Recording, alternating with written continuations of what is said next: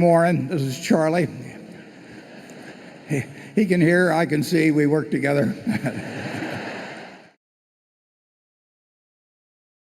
At Clayton, unlike virtually anybody, there's a few, we offer mortgages to all the buyers of our homes, and we have retained roughly $12 billion of mortgages on 300,000 homes. Now, when a mortgage goes bad, two people lose. The person that owns the house loses, and the person that owns the mortgage loses. And in our case, we have this identity of interest. We have no interest in selling anybody a house and having the mortgage default, because it is a net loss to us. It's a net loss to the customer. About 3% of the mortgages default in the year, and when they do, we lose money, and the person who bought the house loses money. But 97% don't, and most of those people would not be living in the kind of houses that you can see right here at the auditorium without the financing availabilities that Clayton makes available and others make available. I had to give up the plane, or I had to give up the internet. The plane cost me $1.5 million a year. The internet cost me $100 a year. I wouldn't want to give up either one of them, but I'd give up the plane.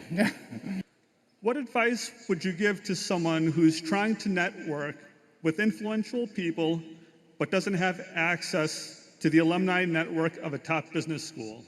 I think you should do the best you can. Playing the hand you've got. I never had any business school training. Why should you have any? Have we reached an inflection point in human behavior in how consumers view sugar consumption? I don't think you're going to see anything revolutionary, and I think you will see all food and beverage companies adjust to the expressed preferences of the consumers as they go along. I sit here as somebody who, in the last 30 years, 1/4 of all the calories I've consumed come from Coca-Cola.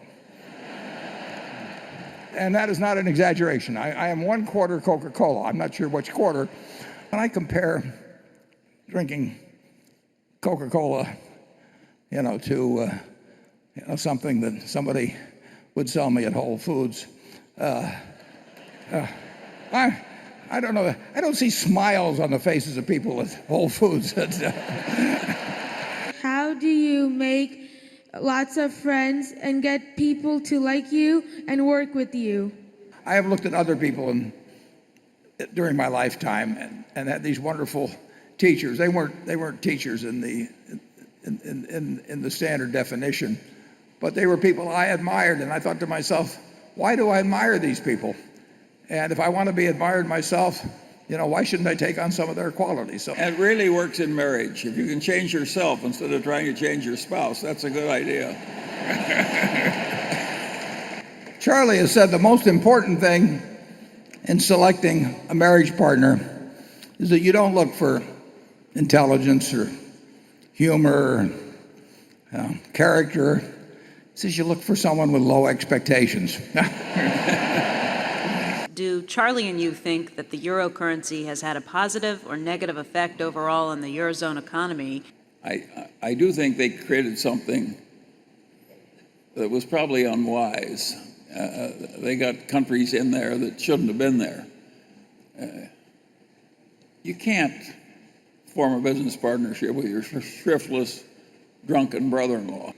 What practical mental model or mental models would you impress upon a young, enterprising individual at the infancy of their career? You just have to get the best reputation you can in the years you're allotted and the time available. I see all the time opportunities come to people where it's the credibility they've gotten in the past that causes them to have the new opportunity.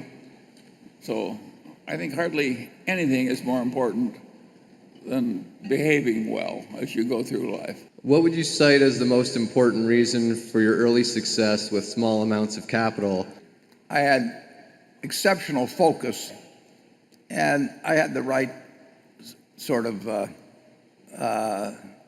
emotional qualities that would help me in being an investor. I enjoyed